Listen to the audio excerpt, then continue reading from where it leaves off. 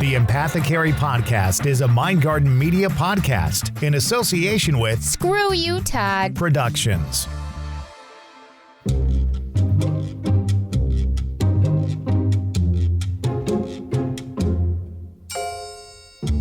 And we thank you once again for joining us for another Empathecary Podcast. It's Todd and Sandy. Hello, Todd. How are you? I'm good. Busy day today. I had to be with people in stores, and I wasn't a fan of it. But otherwise, it was okay. Oh, the life of an empath. We're going to talk more about being an empath. In fact, we've got some more ways that may help you realize that you are one. And then you and I are going to talk more about Ed Gein, believe it or not. Oh, boy. We'll have to fill everybody in on the story and what happened, and then what happened to us this week, which is crazy. It is. You're going to hear about it next on the Empathecary Podcast. It's on the way. Tarot time. If you're listening to this podcast, the divine messages are definitely for you. Let's combine science and magic, shall we? Root cause analysis, business planning, counseling, and good old-fashioned intuitive tarot readings so we can improve your near future circumstances by addressing your present scenarios. Please follow me on Facebook, Instagram, Twitter, and TikTok. For more in-depth tarot consultations, please book your readings at positivetarotwisdom.com. Infinite love and blessings for everyone.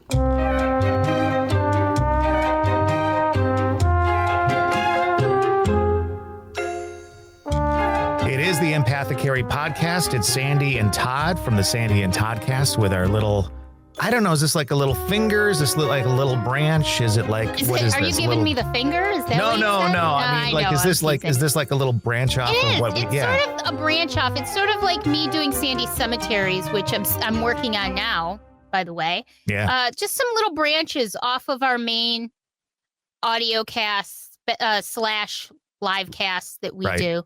I think it's neat. I think it's cool that we're branching out and trying different things. It's something that sort of kind of we're evolving. We're changing, we're evolving, we're learning. It's our journey. I think it's really cool.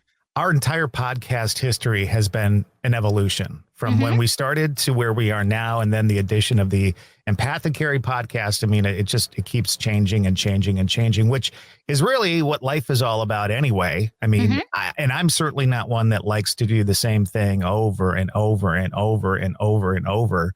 Nope. So this is exciting for me. Yeah, I mean, if you think about it, this all started, the whole Sandy and Todd adventure as far as podcasting started, I think, last December with me thinking I wanted to do I had done a podcast, I think 5 episodes of a podcast a few years ago on my own and really enjoyed it, but just didn't have the time or I guess the energy to really get into doing more of it. And so I decided during the pandemic last December, I wanted to do a podcast again. And it just started out with me doing it by myself. And we sort of evolved it into you and I doing it. Really not much of an idea of where we wanted to go with it. And now it's just amazing what we're doing. I love it. It is. And I have to tell you that we've only had one edition of the Empathecary Podcast. And I've already had a listener reach out to me.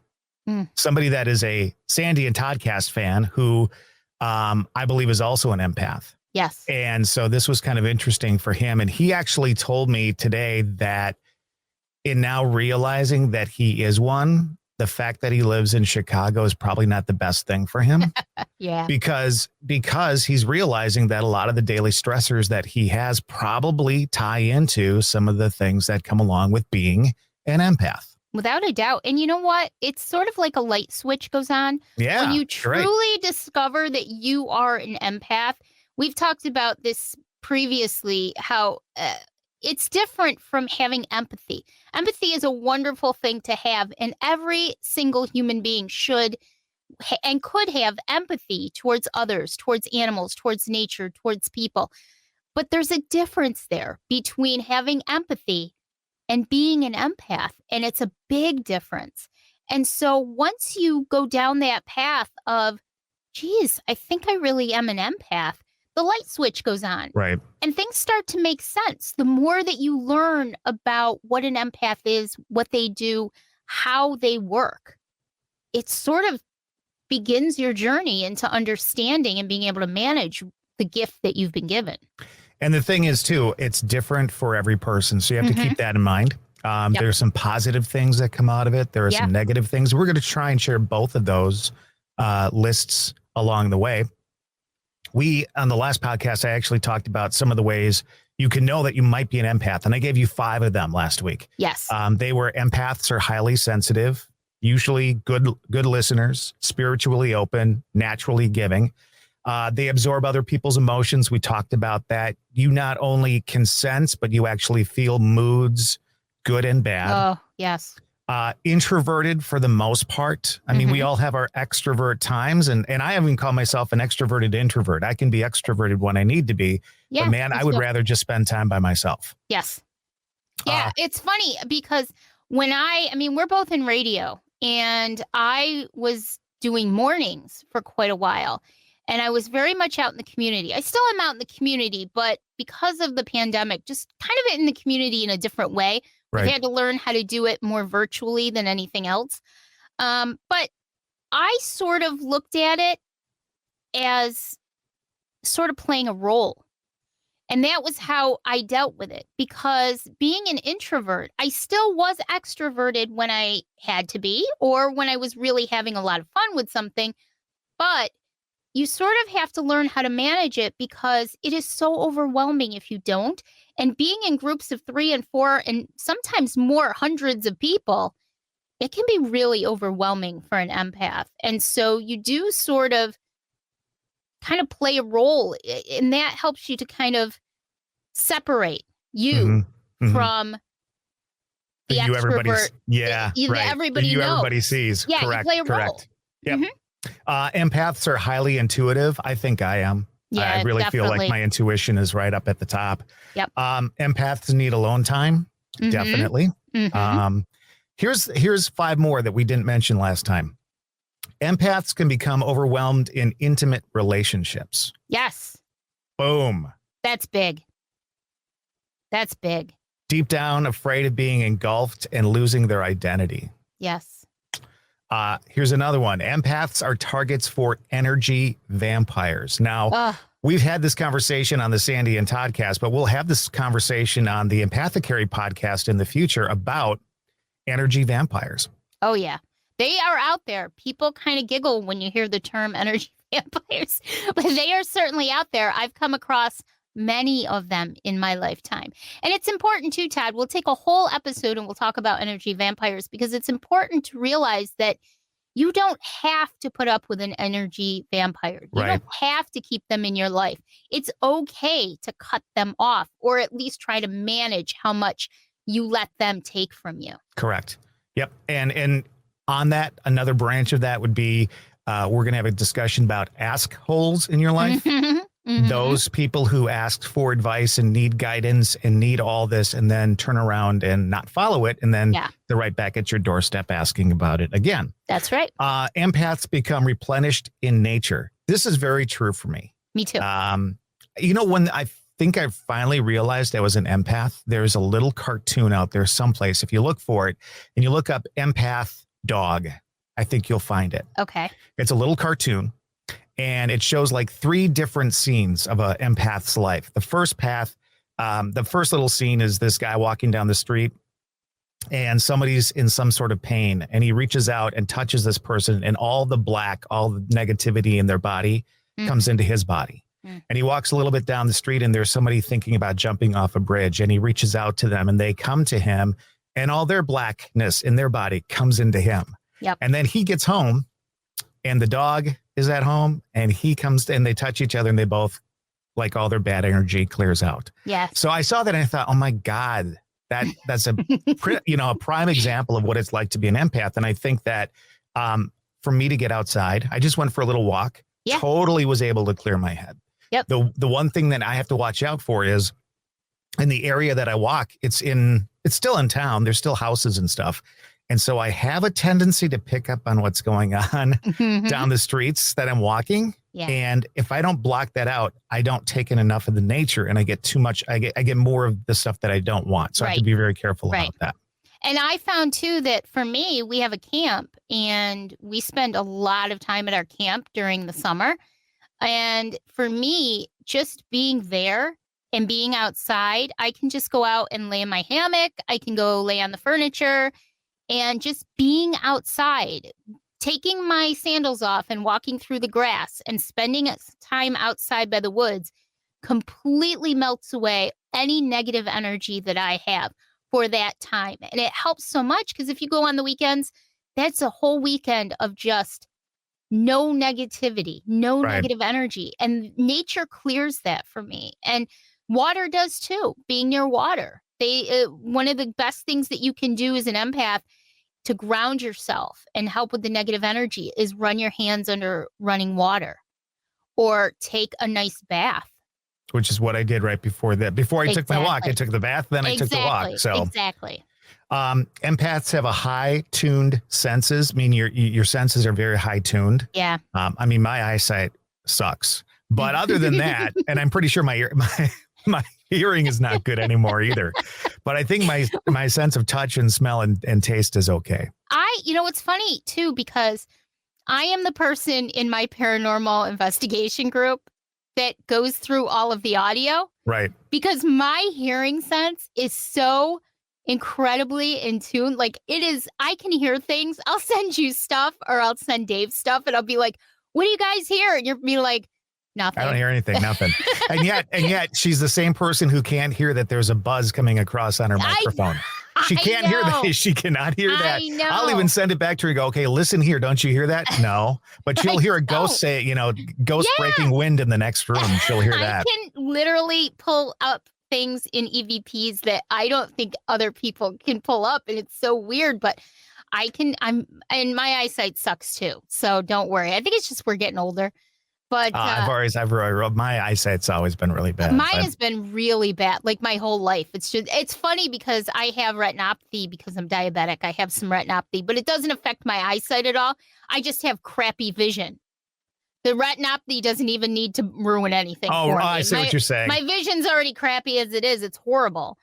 But, and then finally, one more thing. Empaths have huge hearts, but sometimes give too much. Yeah. Come on. I look at that as my best and my worst feature. Yeah. Your heart being so big and giving so much of yourself is a wonderful thing, but it can be to your detriment. Well, and I think in situations like mine, where I have shut down my heart chakra so much because I don't want to be used and abused in that way. Right. There's some negative sides that come to all this stuff. Yes, there's good stuff. Yes, you do help people. Yes, you make a difference in people's lives or animals' lives or the lives of our world, nature, and all that kind of stuff. Yep. There's definitely some positive things, but I think that you have to find that balance. Yeah. And right now, personally in my life, I don't have that balance. And so that's why I've really kind of shut a lot of that down. Yeah, it's hard. It's not easy. I don't have that balance. I know I don't have that balance. I give way too much of myself, so much. And I'm trying, though. I really am trying. There are times when I'll receive messages all day from people who don't even realize they really are just reaching out because they want help of some sort, whether it's to have you listen to them or whatever. And I just don't answer them right away because I can't. I have to start putting up more walls. Whereas you should bring yours down just a tad bit. I should be bringing mine up. And I'm learning. I'm trying to find that balance myself, but it ain't easy. That's for sure. It's not. So those are some signs that you might be an empath. Right. And we'll discuss more about that and some of those topics like energy vampires and assholes and stuff like that. This episode we're calling Dreams of Ed. And there's something very specific about this episode because it actually does tie into the Sandy and Toddcast and an episode we did there. And the fact that you came out to visit and we had just a wonderful time when we finally met.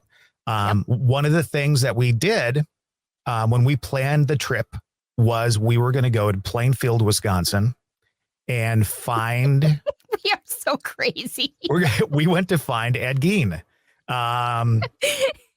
Which I have to tell you, it was a great afternoon, wasn't it? It was wonderful. We had so much fun and it was so enlightening, but we're really crazy. Like I was joking about it beforehand. I was like, people are like, where are you going on vacation? Florida, Cancun. No, I'm going to Plainfield, Wisconsin with my best friend and my husband so that we can go find Ed Gein and where he's buried. You know.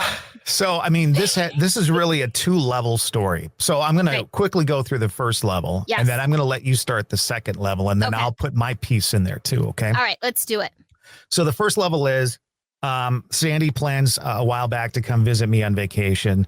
Within that planning period, I get sick, so we're not sure what we're going to be able to do when she comes. So she comes, turns out we can do some traveling.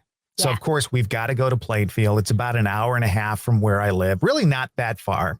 No, we were talking the whole way. We were at a ball. We stopped for lunch. So true story. As we're planning this, before you even get here, before you and Dave even show up, I went on and I found the location of his grave, or what I thought. What I did was, Plainfield's not a big town. There can't be a ton of cemeteries, whatever. So I went online and I found a cemetery, a graveyard, whatever you want to call it.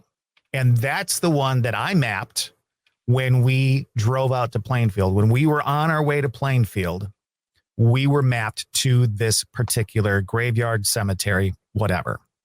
Right. And so we got there after an hour and a half trip, after stopping for lunch, after both of us having some weird feelings on the way there. Mm-hmm.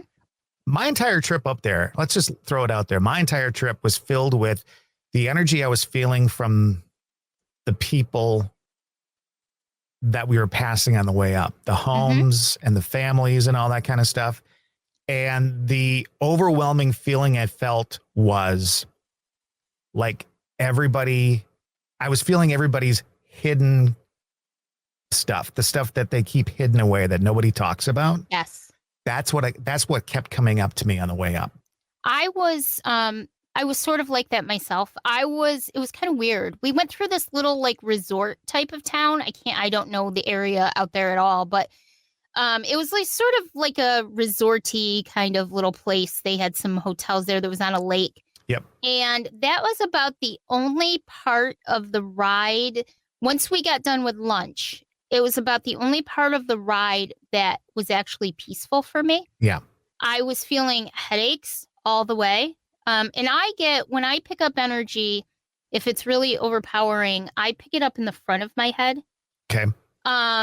Whereas I guess you tend to pick yours up in the back around your neck area. Like in the lower part of my neck into my shoulders. So what it feels like is if somebody's pushing down on my head heavy into my shoulders. Kind of like compressing. Yes. Yeah. Compression would be a very good way to put it. Yeah.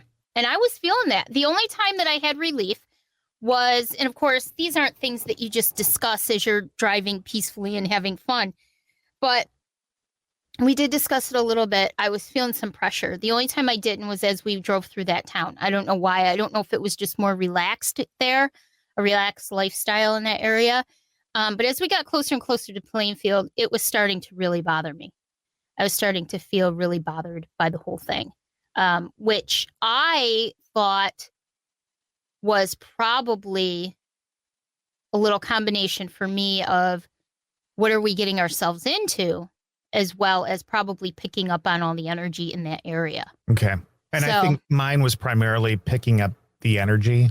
You know, again, what happened with Ed Gein, and you can look that up on your own. We don't need to get into all that, but that community, those people have had to fight this feeling that Ed Gein, Plainfield, Ed Gein equals Plainfield equals Ed Gein, and some of the most horrendous stuff that ever happened. Most of them don't want to talk about it. Right. They don't want to think about it. Right. They don't want to call attention to their town. They just want to live their lives. And who can blame them?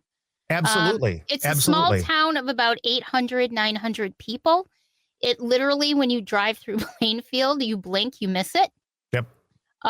So I couldn't blame them for not wanting to be well known for something like that, which kind of sets up what happens towards the end of our conversation today. Right. So we go to this location that I was certain was the cemetery, the graveyard, whatever you want to call it. And we get there and realize it's more like a family plot. Yeah. Like it's just off the road, up this little hill incline kind of thing. And we actually missed the turn when I'm like, there it is. Like we went by it because it's Right. it's back in the trees. Like if you don't look for it, you don't see it. Yeah. And again, I don't know why when I planned this all out a week or two before you got here, when I found that cemetery on the map, why I went, that's the one. I have no idea. It had nothing. It didn't say like Ed Gein lies here or anything like that. That was the only one I could find.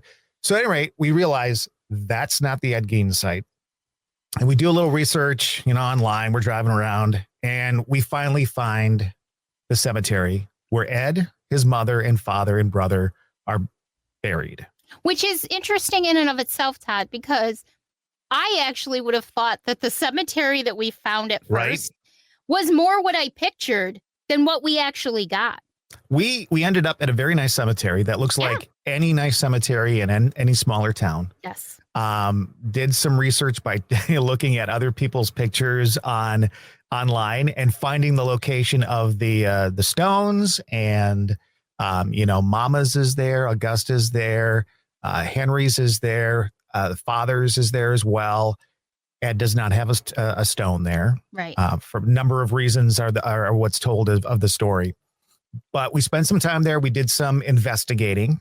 And if you want to know more about that, you really should check out the Sandy and Toddcast because we really do talk about it. And we've got some great pictures as well. Yeah, so you can watch the video on our Facebook page. But the main gist of that visit to Plainfield Cemetery for me was that I was picking up very, very heavily on Augusta. I was also picking up on a male energy that I, at the time, thought could have been Ed's energy. However, that energy was very calm. That wasn't energy that you would think that someone like Ed Gein, I thought at the very least, the energy of Ed Gein would be sort of topsy-turvy and all over the place. I was going to say a little crazy, right? Little unbalanced. Yeah. And this wasn't like that at all. It was a very calm energy. And so at the time, I wasn't really sure what to make of it. I was obviously in tune with Augusta. I obviously was making a connection with Augusta. But whose energy was this? Okay, so moving on. We go out there and we do a little investigation, find some stuff again, find that on our Facebook page, the Sandy and Toddcast. Look for that episode. I don't know exactly what number it is, but it's like our first one in the third season or something like that? It may have been. We were just coming off of our vacation. That's right. So I think it may have been season 3, episode 1 or 2 or something like that. Together at Last, it's called. At any rate, so we do that. We come home, blah, blah, blah. Our lives kind of go on. Yeah. And we've had a few conversations since then, especially with the podcast and stuff like that, about our experiences there and so forth. Now, fast forward to earlier this week, and this is where I'm going to hand it over to you. All right. So this is really crazy, really, really crazy. When we first got back home, it took a few days for our visit to Plainfield to really start to settle in and sink down in for me so that I could think about it and think about what happened and the things that happened and how it happened and our discussions after the fact on the way home. And I thought to myself at one point, a few weeks ago when we first got home, we really should have gone to that cemetery. But I was thinking we should have gone to that cemetery more for my love of history.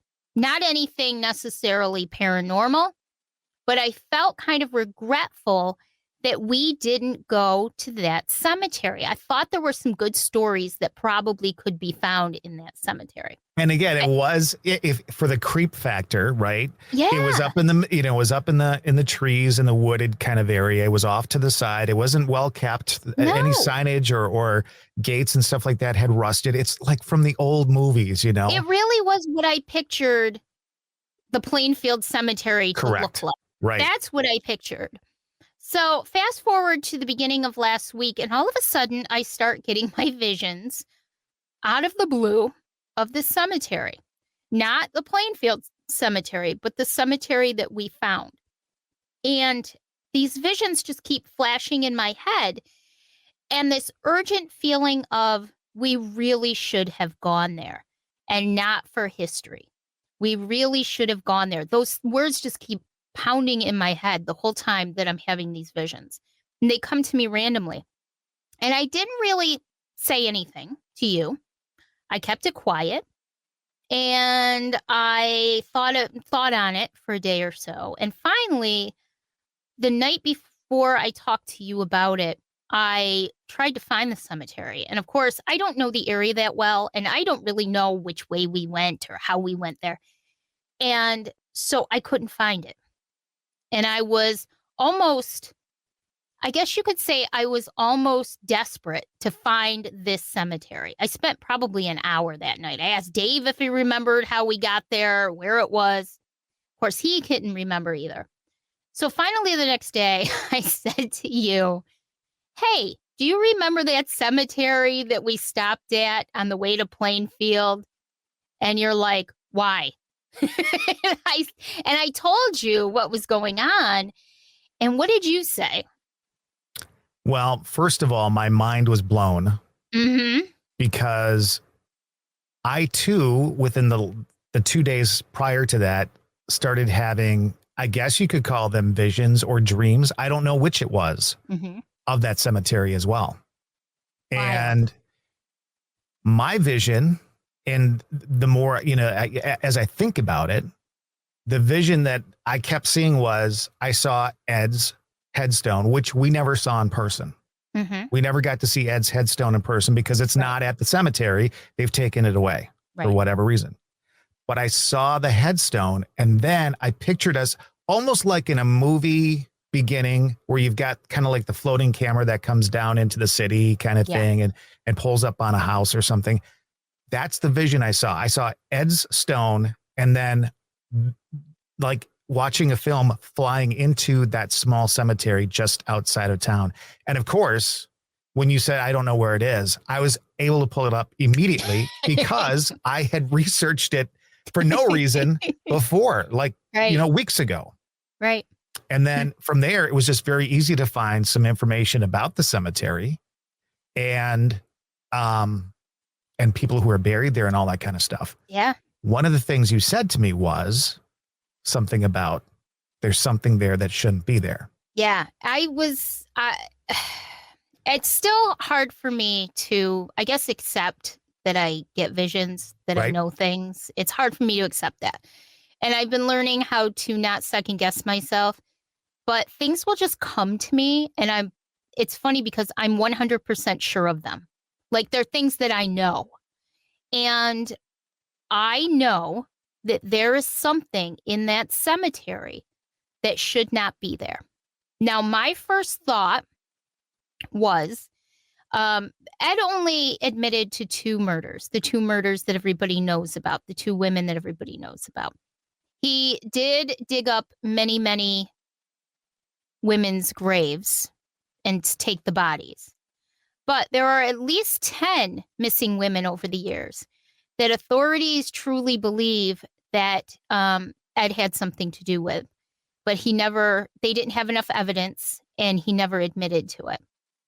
So I know that there is something there in that cemetery that should not be there, is not supposed to be there. And you even said that in your thoughts, in your visions, you were sure that there was something substantial in that cemetery, and that's why we needed to go. Right.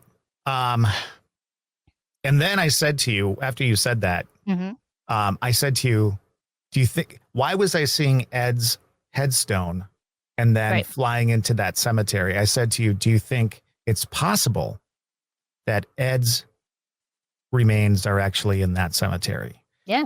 You know, and again, your mind starts, I don't know if it's creating stories. I don't know if I'm actually picking up on something, but then the thought process is, well, why would, if they don't have a headstone out there because they're afraid people are going to steal it, Why would they leave his body there available to be taken or whatever?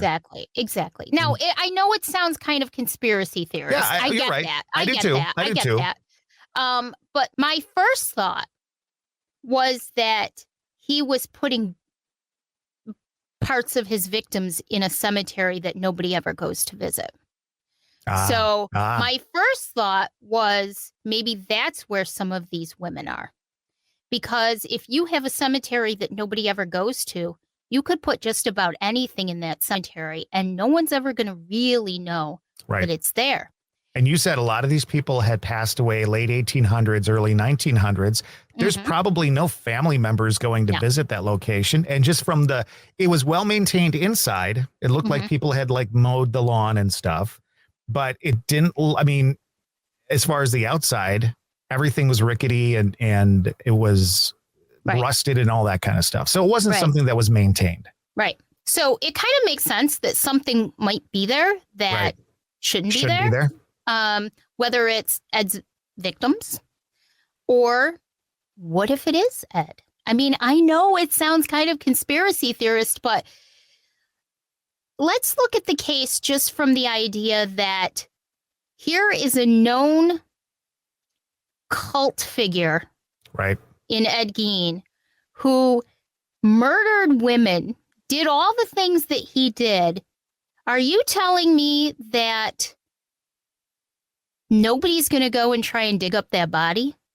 Nobody's going to try and go deface things and do things to that man's body just laying there in the middle of a cemetery? I just find that very hard to believe. For a city or a town to take away the headstone, there are several stories on that.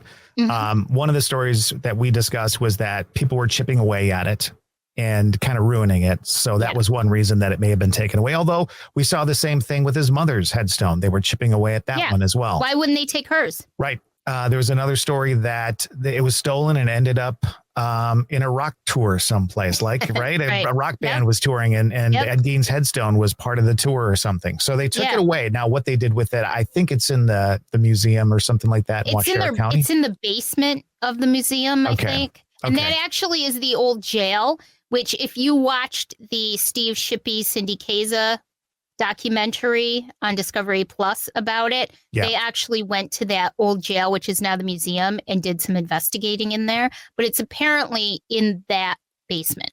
Okay.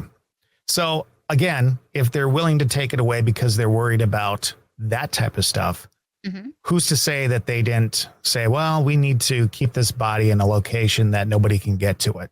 Yes. When it was finally buried. Who knows? And I'm not saying that it's definitely Ed's body is in the cemetery. No.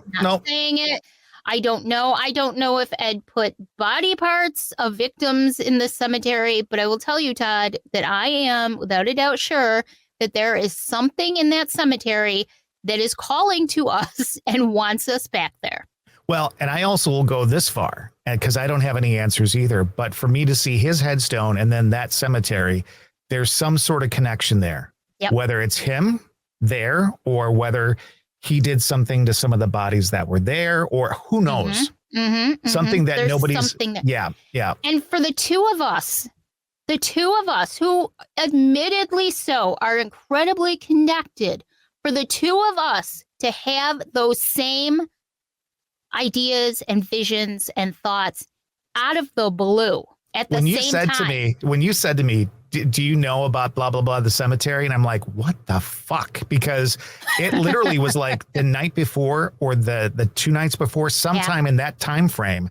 Yeah. I had that experience. Either it was a dream, it was a vision, or I was literally fucking traveling. I don't know which one it was, but I was back there for no reason. It gives me the chills. It really does give me the chills. When I think about it, I'm like, this is really crazy. This is craziness on many levels. I mean, I really feel like, and I know you said that you might go back before this, but I really feel like we need to go there when I come out again, and we need to see this through. And I just don't know if it's something that's meant for both of us to be there. I don't know. Who knows? But it wants us to know that something's going on. I know doesn't that sound crazy? But no, see, we're not supposed to say that on our podcast. I know, but you're conditioned to think that it's wild and crazy and out there, but really it's not. It's not. It's part of this life. Yes, we have some abilities that are outside of just the empath realm, but a lot of this I think is based in our empath abilities. Yeah. So it's just really wild what happened. Every time somebody runs across our podcast, who's a friend of mine, and then they come across the Ed Gein one, everybody's like, why would you go to Ed Gein's grave? I felt like we needed to. Once I found out that we were going to be that close, I think we both even said it right around the same. We both kind of instantly agreed, let's do that. Yeah. You had wanted to do a Twisted Towns on Plainfield. Yeah. And that's where the idea sort of came from. And we said, well, it's you and me. Why not? Right. Let's do it. Yep. And so we did. And it was a wonderful afternoon. I mean, I am grateful for that afternoon. It was a lot of experiences that we had together and that we had separately that were just kind of wild and great. But yeah, so who knows? Who knows? Sandy got to break some laws by going onto private property. I was just talking about that today. She wears it like a badge of honor. Listen, I do. Because listen, the two men in the car wouldn't get out because it said no trespassing. And I'm like, wait a minute. I'm on Ed Gein's property. I'm going past that fence and I'm taking pictures, baby. I was trying to get Dave to squeal off out of there and just be behind. But he must love you too much to do that. So. He probably does. He puts up with a lot, let me tell you. So next time on the podcast, the Empathecary Podcast, let's talk about energy vampires and assholes. Okay. Yeah. I think it's important. I think it not only...